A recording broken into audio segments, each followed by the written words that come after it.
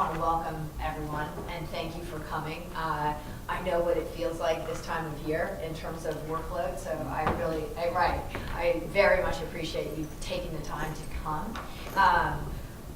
What I'd like to do is just briefly outline what the format will be today, get into just a couple of minutes of framing remarks by me, and turn it over first to Sean and then to Tim, and leave room at the end for questions.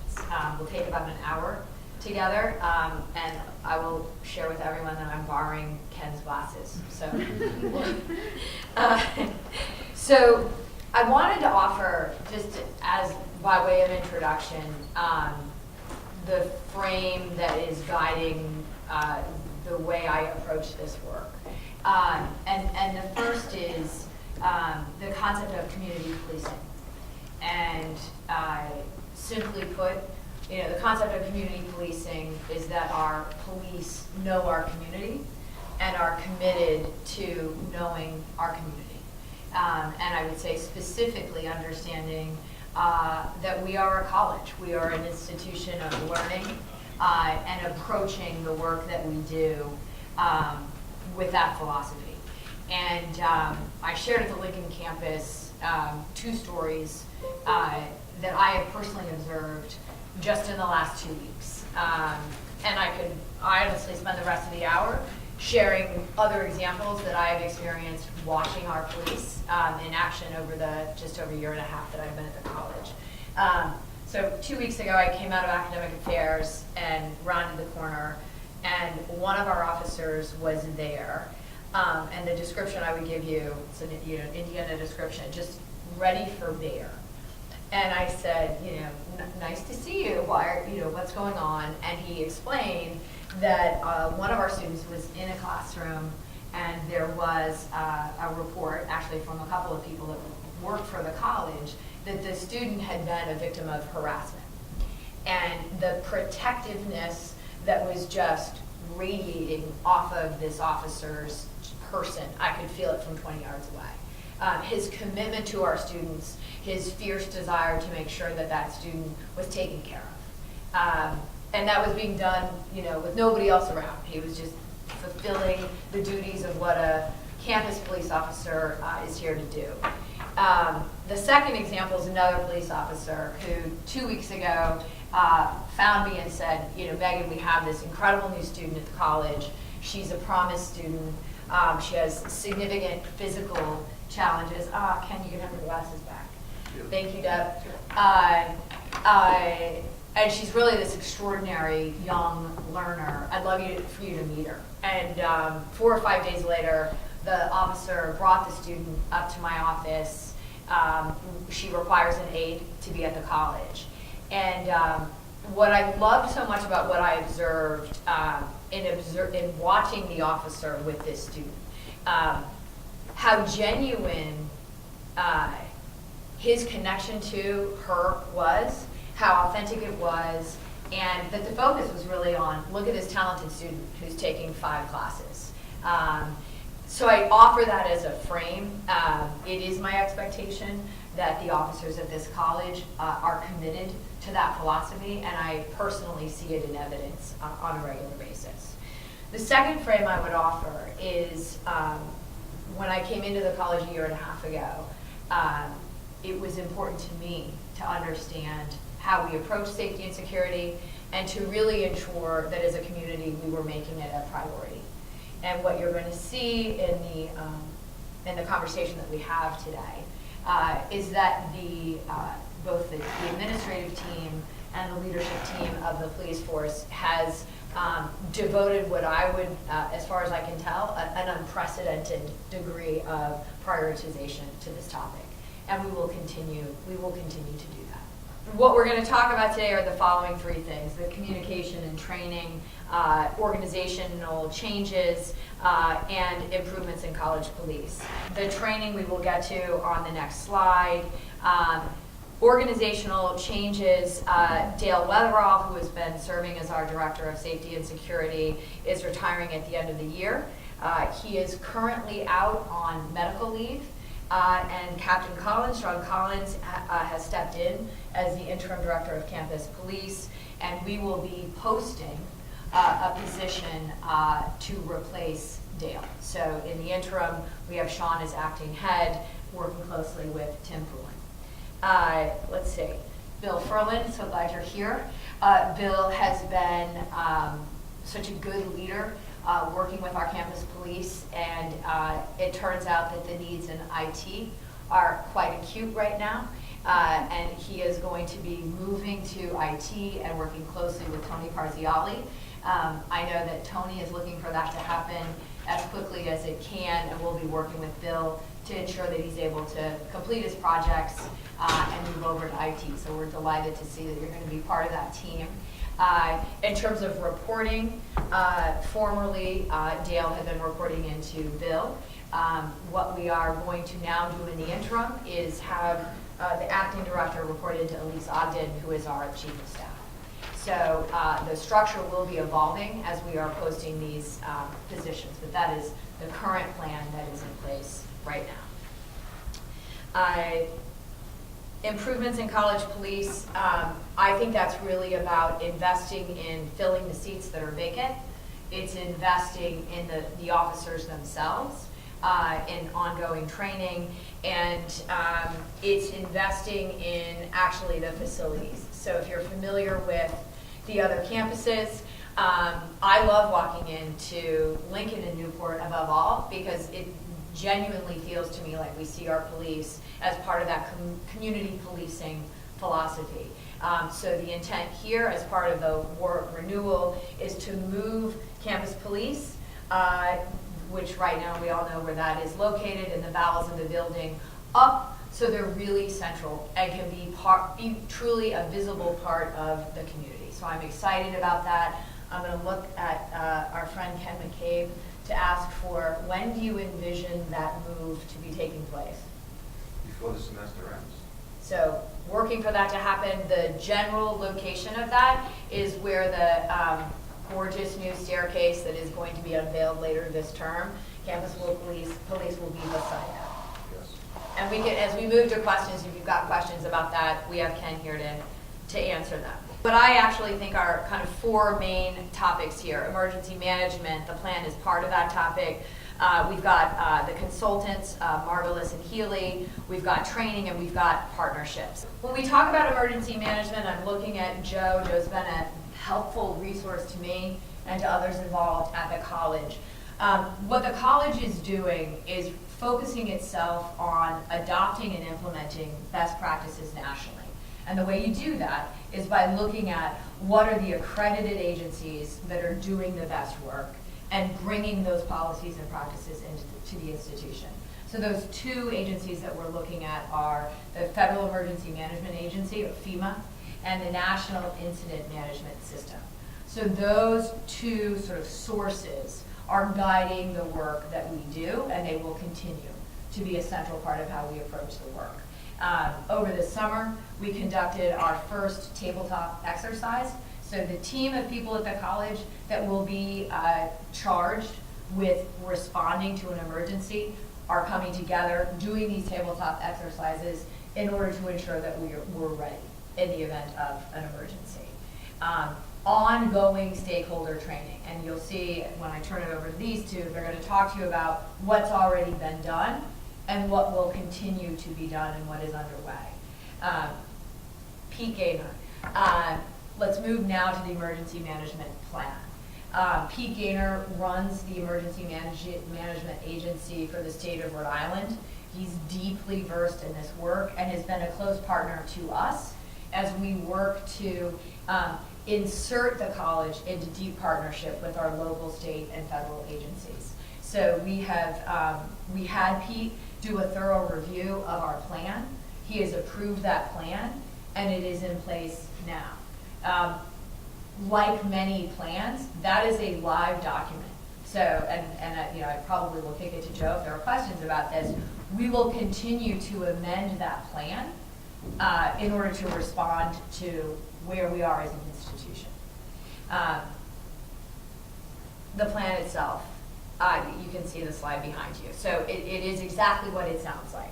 It is a guide for responding to critical incidents and defines the roles, the responsibilities, the communications, and the decision making. I think important to talk about who is accountable for that plan. Ultimately, as president, I'm accountable for the plan. The leader of that plan is the head of campus police. So it sits with Sean. And if you have questions about the plan itself, I encourage you to bring them to Sean. I also would encourage everyone in this room to use Joe as a resource. He's key to the good work that's been done at the college and will continue to be a helpful source of support for us. Margolis and Healy, they are a national higher ed consulting firm. They specialize in safety, security, and regulatory compliance, and they have been the folks who have trained college leadership, who will go on to have that role, and continue to advise us on our policies and procedures. I'm going to ask that these two talk to you all about the training that we are undertaking, and simply reference, I believe the email went out earlier this morning. When we think more broadly, I'm looking at our students. We want our students to be part of the training. And actually, as leaders of the government, we want you to be disseminating how that happens. So our emails cross paths. You'll have an email waiting for you in your box. We are going to launch the first training in November. And that's going to be done in partnership with Pete Gaynor's team. So look forward to that, and the whole community should look forward to that. I'll take a moment here just to pause. You know, because of who is represented here, this is going to be sort of police forward, today's conversation, or I suspect it will. Recognize that when we think about safety and security, and again, I'm looking at Joe, the kinds of challenges that the college should expect to need to respond to are also things like natural disasters, right? You know, if someone were to ask me, you know, what's the highest probability emergency that you expect you will need to respond to as president, it's a hurricane. Highest probability, right? So responding to natural disasters, responding to what's inside a college that might have the possibility of happening, like, for example, a chemical spill, right? So when we think about how we think about emergency management, there are a variety of categories, and we will be prepared for that variety.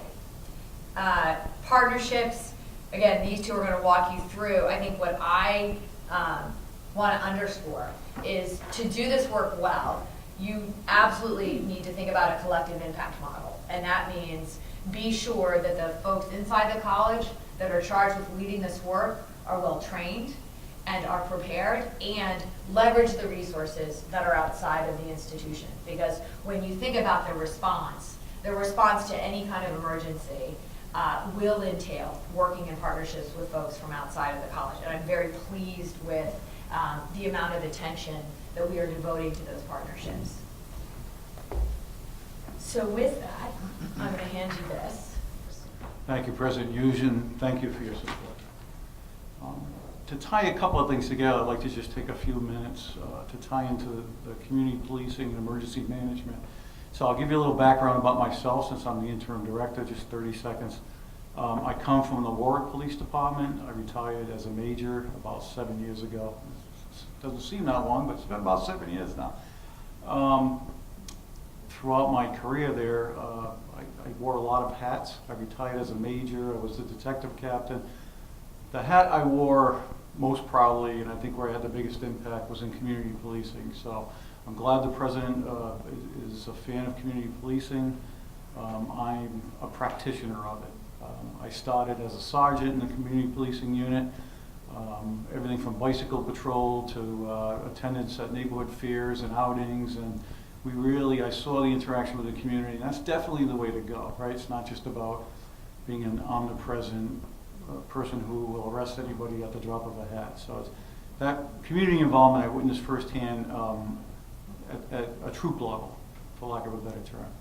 Later on, as a captain, I took over command of the Community Policing Division in Warwick, which is very robust, and it included the school resource officers. So that's where I first got experience with law enforcement in an educational setting, right? So it's, back in the 90s, as it was unique around the country, it's now SROs are in every high school, pretty much in every community, and it's accepted.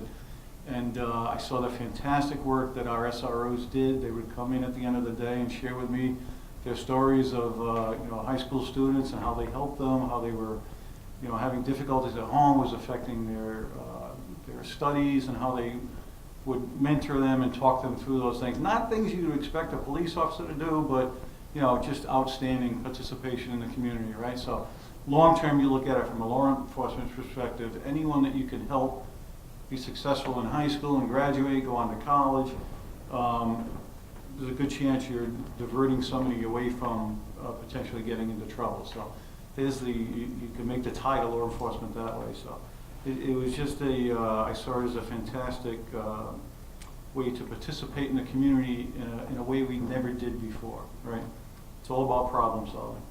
So that's enough about me and my background, but the other part of the background I wanted to share with you is my connection to CCRI. Joe Arsenault sitting right over there.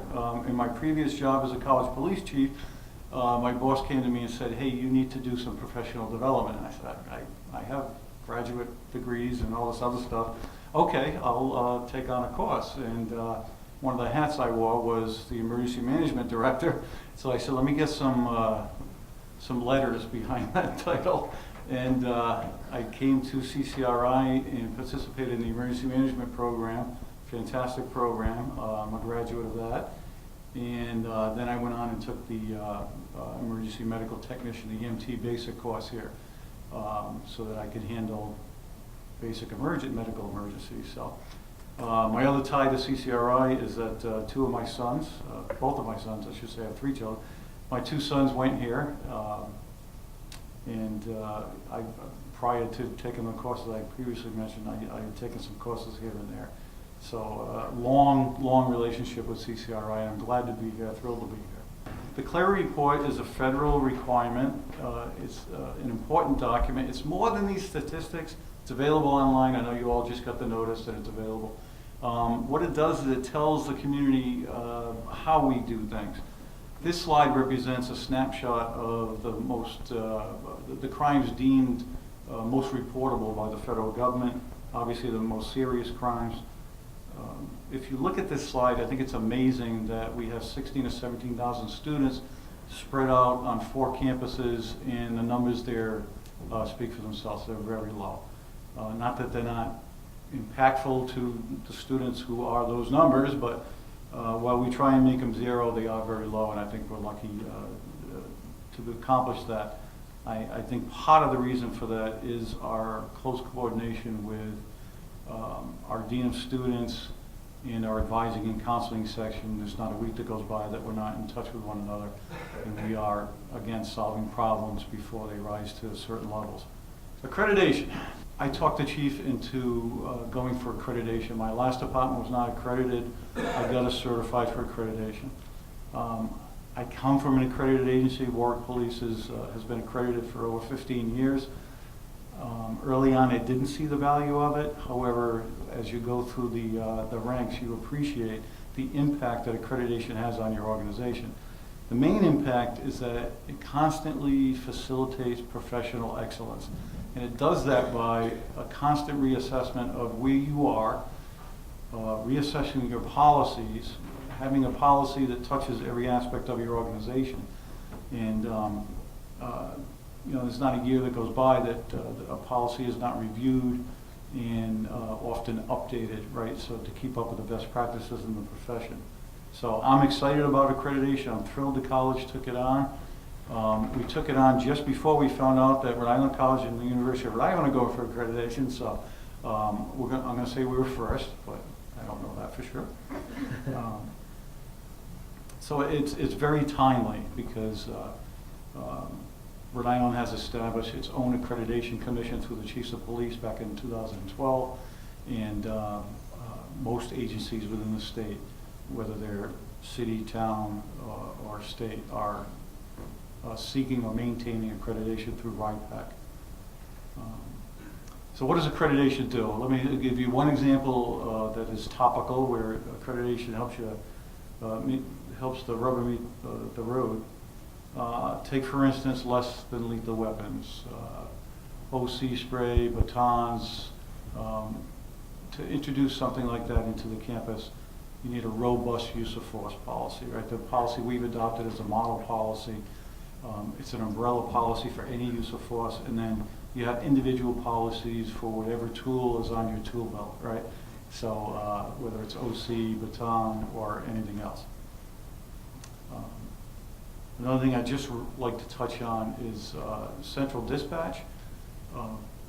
Right now on the 4 different campuses, and again, there will be an accredited policy for this, it's a communication policy. Right now, if you're in Lincoln, you call the Lincoln number. If you're in Warwick, you call a Warwick number. So what we'd like to do is have a central number for all 4 campuses. I think that's, my predecessor thought that was the way to go. I agree that that's the way to go.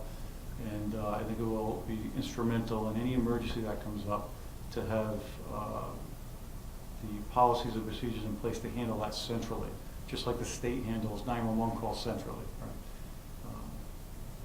So having said that, I will turn it over to, and I'm not going to instruct Tim Captain Pullen, on how to use the clicker either. No, I will. Okay. Tim will talk about our relationships with other agencies. Thanks, Director. Good afternoon, everyone. The Director spoke about how do we police, and there's a couple of different models out there. One that we strongly embrace, and I really believe that it's used by all officers at all shifts and all times, is community policing. And the philosophy of community policing is problem solving. So to be effective to that, again, there's certain increments that the college has tasked, and maybe we'll move it up, we're more visible within this campus we are with other ones, is getting to know your entire campus community. We want to know who the students are, we want to know who our faculty and staff are. We want them to feel comfortable to approach us. Any small problem. A lot of things don't rise to the level of the clear report, and that's a good thing. But maybe it's employee problem, perhaps it's student, faculty-student, wide variety of things. And really, college police is a depository of problems where people come to, and they should be looking for us. How do I get to certain points, navigate the buildings, or what should I do? And they're looking for advice. And our problem is we may not know the answers, but they come to us and we can find solutions for their problems. So within college policing, again, I'd like to think that on similar outcomes on all the different campuses, that every person would have the same professional outcome and respect out of their problem.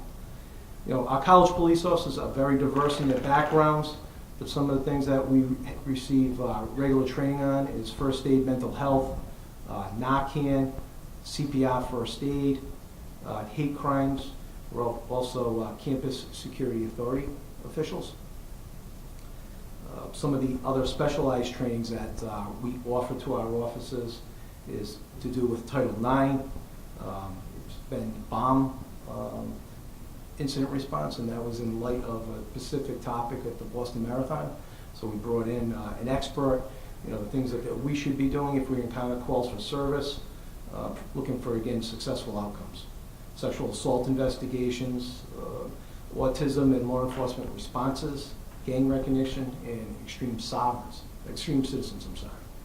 So again, our officers, we're looking to make us the most professional, effective college police office, college department in the state. And again, a wide variety of trainings and topics. And we're looking to push responsibility down to the lowest level. And again, we're looking for successful outcomes. And not everything is crime related. It might be a different issue. They should feel comfortable coming to us. We're available, we're accessible. Lastly, when you think of college police or any successful law enforcement agency, we do not operate in a vacuum. We will reach out to municipal, state agencies as they'll reach out to us as well. So again, we're not independent of ourselves. Again, there's a lot of mandates that will be placed upon us from the state and federal level, but again, sharing information with our municipal, state partners, that happens on a common occurrence and certainly as needed, as frequently as needed. Some of our other ones that we are affiliated with, and they're great resources with us beyond, as you can imagine, Warwick, Lincoln, Newport Province Police Departments, the State Police, REMA, Rhode Island Emergency Management, RICUPS, if you're not familiar with the acronym, what it is, it's an organization of all the peers of state and private universities and colleges in the state, monthly meetings. Outside of that, there's sharing of information. And it's a very good resource for us to know what's out there, and again, they come to us looking for information. So we network in that as well as the Chiefs of Police Association. Thank you. So we're on track. We have as much time. We've got up to 30 minutes for questions, and I'd like to open it up to folks for questions that you might have. Charles. All right, so we actually, at our last Senate meeting, actually had a discussion to discuss, basically bring up the concerns and issues that the student bodies had about arming police in preparation for this meeting. And I actually have a list of a few questions. I hope you don't mind, because I know time may be a constraint. So I'll pick certain ones out that, Some of them are really yeah, so.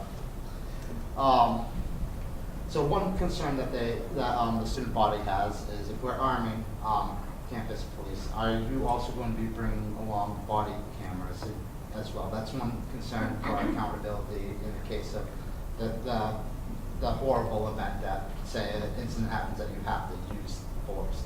Will there be a body camera so that that person everything can be seen and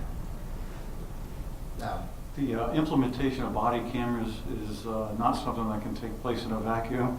Again, that would require policy development. It would require acquisition of the instruments themselves. I'm not saying it wouldn't ever happen. I don't think there's been any discussion about it thus far.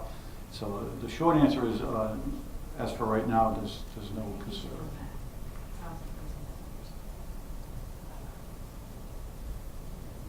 That was about body cameras. Oh, the idea is part of it, put that in the accountability with that as well. For example, because I do have a follow-up to go along with it that's been also asked is, say, in addition to the body camera issue, it's very similar to this and it's related. Another person said, it's like, say if there was an incident that you do have to use that, what's policies, is there policies in place to deal with if there's a... Yeah. Can I just ask though, Charles, what's your... Why don't I first ask Sean just to walk through Right. what kind of change is happening, just to make sure we're all aligned. All right, so I'm not sure what you meant by arming. I don't know if you meant with firearms. So right now we're implementing pepper spray, OC spray, and in the near future, batons. We are not implementing firearms at this time. Okay, so that the flow of information towards us then that it was going to be all the way up. So that actually answers a lot of my questions that was asked. I'm curious, is that something that is still being discussed, or is that no longer on the table in terms of actual arming with firearms? Yeah, I'm happy to answer that, Lex. What I would say is, just as when I spoke earlier about the emergency management plan, right? It's dynamic, and we're always going to be evaluating where is the college and what do we need. So as president, I would say it would be irresponsible of me and untrue for me to say we have arrived at a decision and it is irrevocable. What I can say is it feels judicious to be equipping our officers with pepper spray and eventually batons. And that is what we have arrived at this moment. Because I think that's important, because that was something that was brought up and discussed in the Senate was to look into non-lethal armaments, because the impression, at least on our end, has been that arming of campus police with firearms was a discussion that should it go through, it would be taking place in the immediate future. So I guess my question is this something that we need to concern ourselves within this current academic year? No. Okay. And just to finish that question, as I stated earlier, anything we carry on a tool belt, whether it's pepper spray, which is very non-lethal, batons, which is mostly defensive. There are robust policies in place. Tim and I are certified instructors. We are rolling out the training so that we know, as a temporary head of the agency, I know the training is robust and it meets law and it's more than adequate. It goes beyond being adequate. So even for right now, we just have been training on pepper spray, and the feedback has been very good on the training. And I don't want to use the term overkill, but people are very well trained. Ashley's hand's gone right up, and I know, I already can anticipate, I think it's important that you talk about, in the event that an officer needs to use pepper spray, what is the sort of comprehensive response? There are students here who have statement allergies that pepper spray Yep, is so fatal for them. again, I think it's important that Tim and I are instructors, and we chose, there are many different forms of pepper spray. I don't want to take up a lot of time going into the history of pepper spray and the chemical formulation. However, we went with the stream, and that was after talking to the instructor at the course. You may see videos on YouTube of, they could be old, right? Now, I retired about 7 years ago, my last experience with pepper spray. It was more of an aerosol spray. The product we are using here is a stream. It's a water-based stream. The product is, which is just hot peppers, right, is embedded within the stream. And on the training we've accomplished thus far, people standing right next to it have not been affected by a live demonstration. So it's extremely target-centered. So it requires, I mean, that's good and bad as well, right? But it's not a room-clearing delivery system. And I mean, we actually had people during the training go right up and try to smell it. I guarantee application here is going to be very effective. Tim and I have been through that, and it's very effective. But glad to tell you that this modern product, and it's like anything else, they're always under development. I was unaware of the more recent delivery systems and how they work. And fantastic for the environment that we're in here. I don't expect a lot of cross-contamination. The other, sorry. And I was just going to finish that. The officers are trained in certain situations when not to spray, right? But I'm confident in this delivery system that there will not be, I can't promise there will never be a cross-contamination. However, our policy requires, we go above and beyond, I don't know of another policy in the state that requires this, any use of pepper spray, which I expect to be hardly ever, will require a rescue. So should somebody have an allergy, Warwick Rescue will be here in their usual 3 to 5 minutes. So just to clarify, like the water delivery or the spray delivery, it's almost like if you were taking like a squirt gun or something, and similar stream, right? It's a very good stream as opposed to my last experience with it. I've been a subject of cross-contamination, and it's not pleasant. It's not as bad as a direct delivery, but I'm very confident, and I think the guys have witnessed this firsthand, that this delivery system is very target-centered. So it's more like a super soaker than hairspray. I'll go with super soaker. I think the point, though, thank you for that. I think the robust description is helpful. I want to make sure that you take away, if pepper spray is deployed, a call automatically goes to a responding fire department. So we're ahead of that. That's fantastic. It's that friend's environmental, that like if the particular subject is has the allergy, they're quickly treated to and it diffuses the situation. That's one of the biggest fears that I know that student bodies have. A lot of communication sometimes, especially when you hear arming. Well, there'd be arming with firearms, like everybody, the student body was under the impression that was going to be, but I'm glad that's been alleviated, at least for this time being. But also the training and whatnot. And I think it's great that we're having this opportunity to speak to you in regards to this. Question, Crystal. I have 2 questions. So, Sean talked about student resource officers within high schools, I'm assuming more, as basically defined it as a safe person within the police department that students can go to.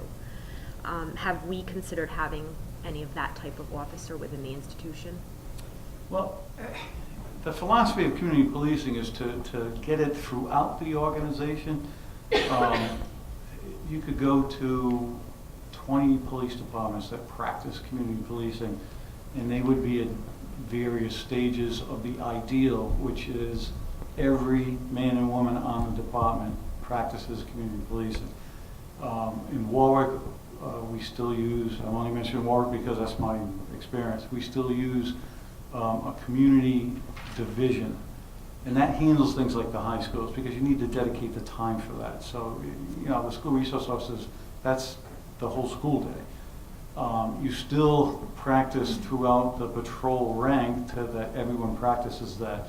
But ideally, and again, this is the ideal, which we all have aspirations, right?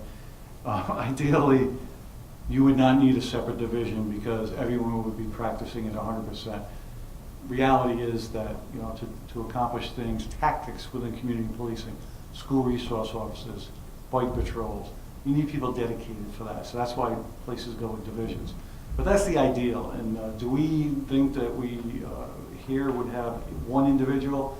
I just really, and I think Megan would agree, we want everyone to adopt a philosophy. Our officers, without knowing they're doing it, sometimes they're doing it because they are taking care of issues one-on-one with students. They are referring them to the dean. They are referring them to advising and counseling. So that's that diversion problem-solving method as opposed to just, okay, this is a problem. It's not my problem. It's not a law enforcement issue. Or, you know what, we're just going to go with the rest here. So I just have two follow-ups. First, I would say, if you have additional ideas that's underneath that question, please sit down and meet with Sean and talk through that, because I'd be curious what your thoughts are. And the second would be, my response at the moment would simply be precisely what Sean said, which is it is my expectation that if you're an officer at this college, you are a student resource officer. And I would be, so I want to make, that's why I'm asking you to, if there's more underneath that, that's about sort of a targeted expertise, then we should have that conversation. But sort of broadly structured, I don't want to assign to a single individual or even a handful of individuals the responsibility to be student forward. Like, I want that. My expectation is that the officers that come to work at this college are all student resource officers. So what's your second question? Second question is the central dispatch.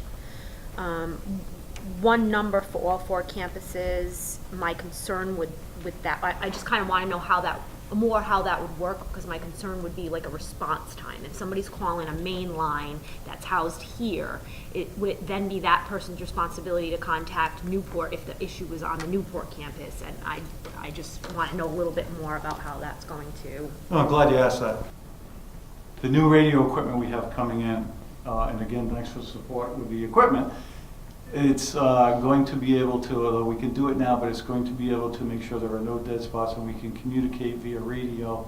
New antennas coming in that we can talk to. If a call comes in for an emergency at Newport, they call the emergency number. Lincoln, same thing. We can talk on the radio to the officers that are on patrol on those campuses immediately. So there will be no lag, right? It's not like we have to pick up the phone, hope to answer the phone in the office on the second ring. It's going to be via radio. So, Thank you. and Motorola has assured us that will happen. Questions? I have a question. So I hear a lot of talk about reshifting the focus of campus police from more of a response-based police department to that of a community policing department. Can you give us just a few specific examples of how you are going to make the transition from traditional policing to this concept of community policing, other than moving, the visibility from the basement to the second floor, and what training are the officers going to be receiving so that they're also able to make that transition? Great question. As you can imagine, it's not as easy as me saying, hey, we're all going to be community police officers today, right? It's a cultural shift. I think we are there in many respects as far as our relationship with students. I think that the student body, by and large, I'm not saying that there hasn't been student government, there has not been the occasional unhappy customer, but that'll happen in any organization. But I think by and large, our officers have the maturity and wherewithal to know that these students come here to receive an education. We want to help them to be successful. And I think we're already there in terms of, and this is huge, in terms of not the traditional role where we're just going to react in a law enforcement mindset and it's either arrest or find your solution elsewhere. I think we do a great deal of problem solving with the students and directing them, like Tim said, to resources they need. Some of the problems that people come in, I see it every week, if not every day some weeks.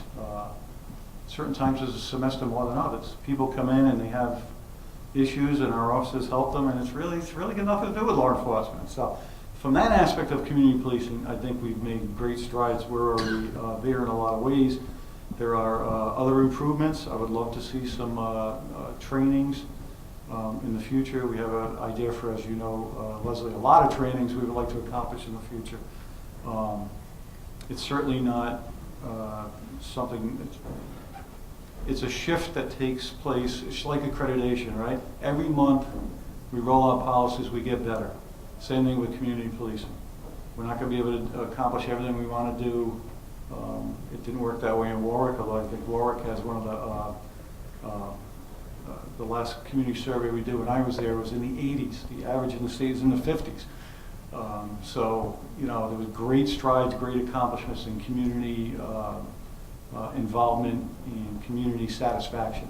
So can we get there here in 2 months? No, but every month we're going to make progress towards that.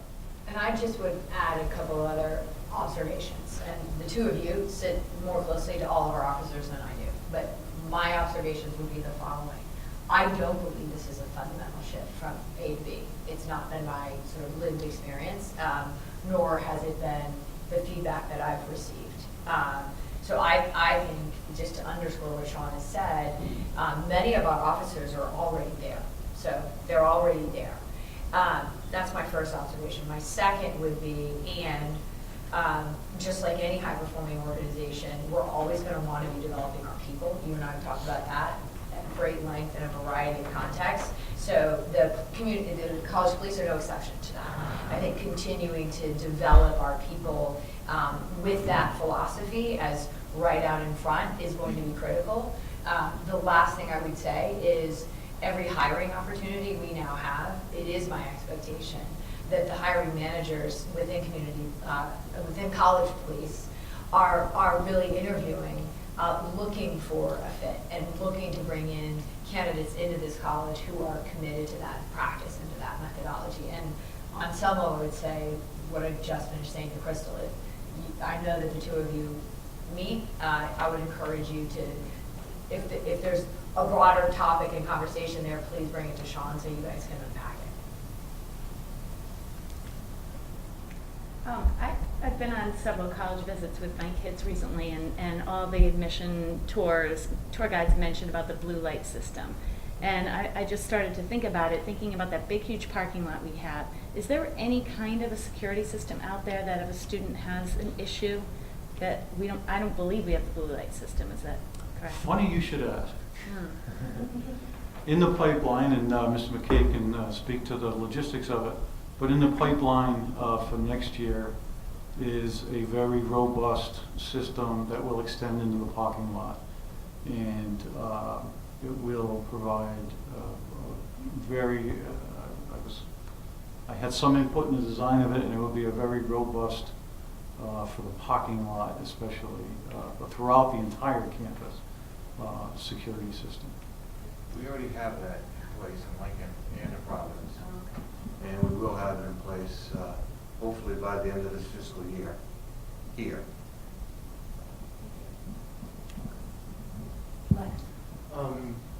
When it was being discussed in the Senate, when we still believed that the firearms were on the table, there was no official vote taken, but the overwhelming response was that the senators were generally against the policy. And while there are a number of reasons for that, one that particularly stood out was it seemed to be a bit of a breakdown in trust between the student body and your department. And it reminded me of it just now when we were talking about being very student-centric.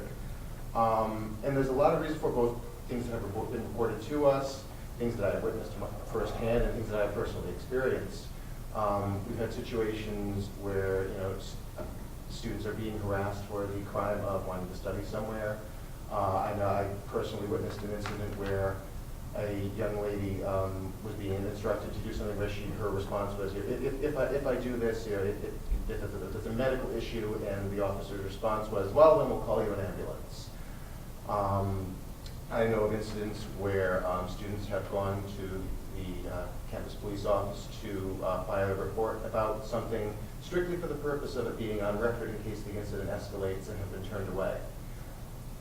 A vast portion of the student body do not feel that the department is student-centric right now. And I kind of want to know how you would respond to that. As you're mentioning a couple of those issues, I'm familiar with them. I've talked with the people involved and resolved it to their satisfaction. As I stated earlier, not every encounter is going to be met with 100% satisfaction. When it is not, issues are dealt with. And without going into specifics, issues have been dealt with. And again, I'm just embarking in my new position. I'm more than happy to meet with the student government regularly. I apologize for not meeting. I'm sure my lieutenants conveyed that the other day. I was called away for something unavoidable. I'm glad I'm available whenever you'd like. And again, this is not lip service. We want to be student-centered. Now, there are some expectations that I think we need to discuss as far as one of the things you mentioned was somebody for being told to leave and that the crime was studying. I have received a few complaints about people saying, well, I just want to study. Yeah, but sometimes we have to close the building. Oh, actually, you know what I mean? Hours. I was referring to That's a common one. A student being in a designated study area and be told, and actually this leads me to another issue, is that basically this student was in a study area and was told, oh, well, you're not allowed to be there. And we're also, in situations like that, we're running into another situation, which granted is for a more in-depth discussion at a later time, where members of your department seem to be dictating policy at their whim, and it seems to be, depending on the person you speak to, they've decided that, well, this is okay today, or this isn't. Can I make just an observation and then a request, and it's directed at the three of you? I think there are two, Joe must have gone to class. As leaders of the student part of this institution, what I would ask of you is to bring a thoughtful set of questions and feedback to Sean and his team. And part of leadership, right, is thinking about how you do that and work to resolve what challenges are. We're doing that together. Take the same methodology and bring it to Sean. One thing you, I'm sure, have already learned as leaders, and I learn it every day, right? The sometimes perception is truth, and sometimes it's a misperception. And Sean's going to be responsible for responding to both, right? So in some cases, that's going to be genuine feedback, and we made a mistake, right? So it's going to be acknowledging that there was a mistake made and designing a solution. Sometimes, you all, this happens to me on a regular basis, you're going to be operating with incomplete information. It'll be a misperception, and it'll be up to Sean to get under that to clarify it. So I think what I would ask of you is do some thinking amongst your group about what would be the best structure to make this a regular part of your practice. I will expect Sean to be part of that conversation. Think about a way that you can bring that discipline into your work. And then what I was going to say about Joe is as part of our governance structure, we have a safety committee, there are students on that. Make sure you have students on that committee. It's an important, we've talked a lot about governance, and we've talked a lot about seats. Make sure those seats are populated. Well, I understand what you're saying, and I was of the impression that this was, where you bring the security concerns forward. This Sure. lack of trust between the student, but, whether there's incomplete information or not, Sure. still the perception That's right. of the students is that this is a problem, and there is a problem trusting their department. So that's a concern that I'm bringing to the table. So I guess I might want to elaborate more on Alex's point is, I know sometimes when you're making policy changes, and I know I've changed a lot of things in how student governance has been running in the past, in the time I've been president. One of the things that comes with that is kind of a hearts and minds type of mindset. Like, so I guess to put it in business terms, what's your PR plan as far as going forward to regain that trust? Because especially when it's a little shaken, and then you're introducing, and yes, thankfully, non-lethal, the student body's going to be very happy about that. But still, it's almost that with the addition of that, there's always that risk of escalation now. So how's your approach to the PR to kind of win the hearts and minds, so to speak, Yeah. in order to do this? And I think I'm gonna answer that succinctly, and I wanna make sure there's room for one last question, because it's almost 1:30, and say the following. That's gotta be all of us coming together to a table. So students have a responsibility. It can't be unidirectional. So for it to be effective, students have to come forward. We're hosting, this is the second of 4 town halls. We need students here, right? Now it's going to be videoed. Students can watch it online at their convenience, but having students participate in terms of what's our PR strategy, well, it's live right now. You're participating in it. So getting students to participate is important. The November training that Pete Gaynor and his team will be leading, getting students to be part of that, I think goes a long way to building trust.